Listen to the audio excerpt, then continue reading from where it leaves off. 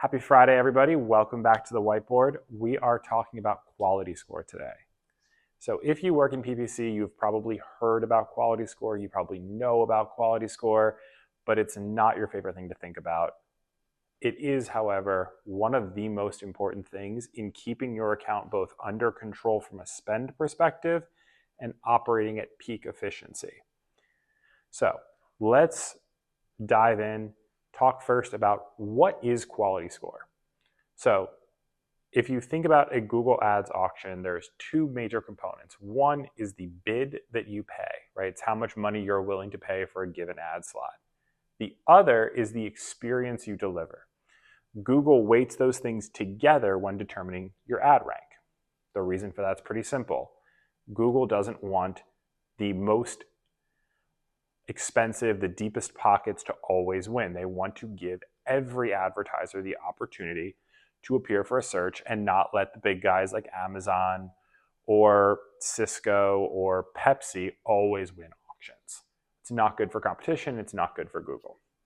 By weighting quality score, it allows any advertiser who puts in the time and effort to create a remarkable ad to have a chance to compete with bigger budgets. So objectively, a good thing, right? That's what we want. The problem is that Google is not great about telling you how to optimize quality score. They are certainly not clear about exactly the weights, but what we do have is a lot of data and a lot of experience on what works and how to make it work better for you. So if you think about this from a super simplistic standpoint, ad rank is quality score times the max CPC.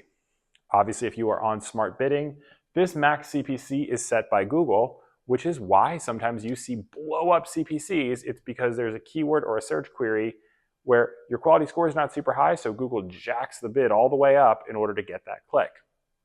If your quality score was higher, your bid could be lower, right?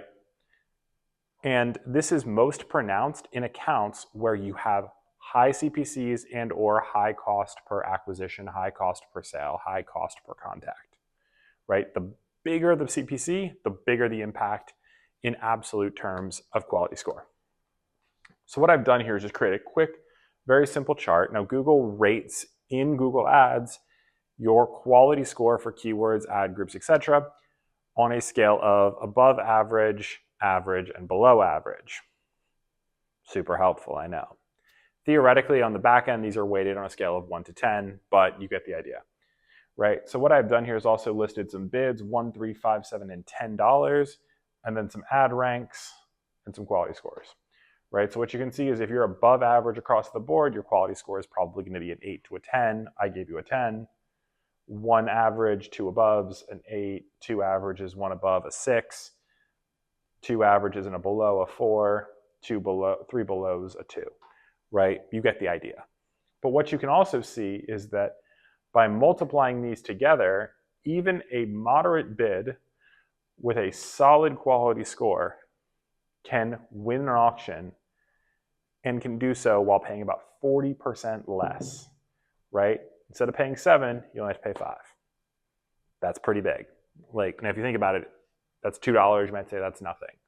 Well, if you are in a competitive vertical like SaaS, or finance, or banking, or home services, or plumbing, or legal, your CPCs might be $100, $200, $400 per click. Well, dropping that 40% is a big number. So as you can see, again, the more competitive it gets, the better. This is an approximation of the math. Obviously, Google doesn't reveal the exact math they use, but this is pretty close. So really, as a PPC marketer, your goal should be to maximize quality score, which basically means solving all 3 of the components: ad relevance, expected click-through rate, and landing page experience. The problem is that, again, Google gives generic advice, like make your ad relevant, make your ad clickable. They don't tell you concretely, here's how to do it and here's the best practice. So let's do that. We've tested this across hundreds of ad accounts and found some principles that actually work. Let's start with the expected click-through rate, because I think while each of these is important, they are equal metrics in Google's eyes. This is the first among equals because this is the metric that makes Google money. Google gets paid when people click on your ad. When your ad becomes more clickable, it becomes more predictably monetizable for Google. They do tend to like money. So we want to make sure that your expected click-through rate is as high as possible. So how do we do that? Number one, go through, review the actual SERPs. Take the keywords, search them. See what everybody else is putting into the ads, right? Chart this out because your ad is going to appear alongside those other ads. And what you want is for your ad to appear to be more relevant and more enticing to a potential searcher. So do that. Number two, use specific and clear headlines, right? Don't use vague things. Assume that Google will assemble imperfect ads. You want to make sure that the headlines you have in there clearly and directly relate to the keywords that are in that ad group and are not simply copy and pasted from other ad groups. Each ad group should have clear, distinct, highly relevant headlines, right? Number three, improve the ad group relevance. We're going to get into that in a second, but you want to make sure that the ads in the keywords in the ad group are as relevant as possible because that's what allows that close connection to be made. And then number four is actually pin your headlines. This makes your ad strength go down, but it can make your expected click-through rate go up. And of those two, expected click-through rate is far more important. Ad strength is a measure of Google's optionality. It is not quality score. Your ad can have a poor ad strength and still have an above average expected click-through rate and above average relevance. You want people to click on the ad. So pin highly relevant copy. Make sure that you include CTAs, right? Don't just put random things. Tell people what to do and give them specifics. Don't just put contact us. You can do call today for a free quote. See what your case is worth. Shop diamond rings now, right? Whatever it is, give people a clear thing that they'll be able to do when they click on this link because that drives action. Okay, tightly related is ad relevance. What we see most often is that brands, as they're managing their search terms report, they're adding keywords in that they see are relevant. They're adding in new terms. People have changed how they search. They're now adding in these set of keywords or these brands, etc. What no one does is actually go back through and look at the whole ad group and say, well, what is the distribution of quality scores? How relevant are each of these keywords to one another and to the ads and the landing pages that we're putting forward? Now, I do love Optimizer. They have a great report at the ad group level. Looks something like this. And this is an example from an ad group that I just basically drew on this board. What it shows is the number of keywords on the y-axis and the quality or the ad relevance, right, for each one. So what you can see here,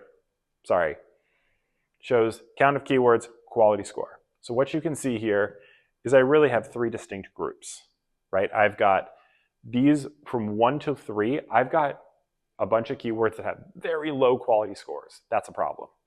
In the middle, I have this group where I have decent quality scores, but they're not as good as this final group, which is the 8 and above. This is a solution. This is a problem that happens in virtually every account where you have lots of keywords being added or changed on a regular basis. What you want to do is actually take this ad group and turn it into 3. Take these keywords, put them into a separate ad group. Take these keywords, put them into a separate ad group, and then tailor the landing page and the ad copy to the exact themes of these.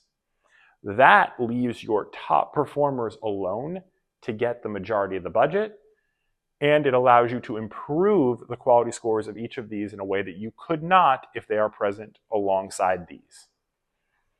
Sometimes more ad groups around similar but smaller sub-themes improves quality score by 1 to 2 points. And as we can see from over here, a very small 1 to 2 point increase in quality score can save you 40% on your costs. It is worth the effort if you see something like this going on. if you imagined that this was not even here, this 2 was not here, it would be even more worth it if you see one pot low, one pot high. Take this little group here and put them in their own ad group. And once you've done that, what you need are landing pages, right? For a long time, we've talked about landing pages in PPC, but most people have not actually invested in them, right? So what you want on a landing page that's optimized for paid search, number one, a message match. You want the core themes from your ad group that are as expressed in your keywords and your ads to be prominently displayed on the landing page. There should be zero divergence, right? It should be very clear and obvious that you offer whatever it is. Number two, second most important thing, this thing needs to load fast. If your page is not loading quickly and loading well across devices, not going to end well, right? Every second that you add after about 2 starts to really tank your conversion rate. It is not good. Fast loading landing pages. Number 3, trust signals, right? Your landing page is a virtual salesperson for your business. No one is going to buy from somebody they do not first trust. You want someone to get to the page. Number 1, immediately see they're in the right place. That's what you've done here. Number 2, immediately be able to say, okay, these people are qualified. They know what they're talking about. They have credibility. I can continue and trust what I'm going to read the rest of this page. If someone arrives on your page and if they're wondering if you're legit, you've already lost the sale. Then after that, clear CTAs and minimize friction, right? You want the page to tell a story, you want it to sell, but you also want to give people multiple opportunities to take whatever next step you need them to take. The more the page converts, the better the landing page experience. That's point 1. Point 2 is the more people stay on the page, even if they don't immediately convert, that is also a positive signal for landing page experience, right? Because at least then Google will look at that session and say, it was clearly relevant, it was informative, it gave them information, it's not terrible. If somebody immediately goes to your landing page and immediately bounces back, that's a poor experience. Google doesn't want that.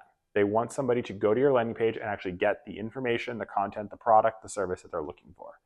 So the more you can minimize friction, direct them to the next step, and provide them with high quality relevant information that is tailored to their specific query or keyword and remains true to the ad they saw, the higher your landing page experience. The design of the page, honestly, we've had above average from everything from listicles to product display page to faux home page, influencer page, etc. Right? The page type doesn't matter. What matters is the quality of the content on the page and the relevance of that content to the keyword. If you can nail that and you can make sure it's tightly aligned to the keywords and the ads, you can improve quality score and you can do so pretty substantially. For instance, we have seen clients that came in with a quality score of between a 2 and a 4 get up to an 8 for some keywords. You can make big improvements by doing the little things and doing them brilliantly well. So I hope this is both helpful and inspires you to go pull some quality score reports and get to work improving your account. Talk to you next week.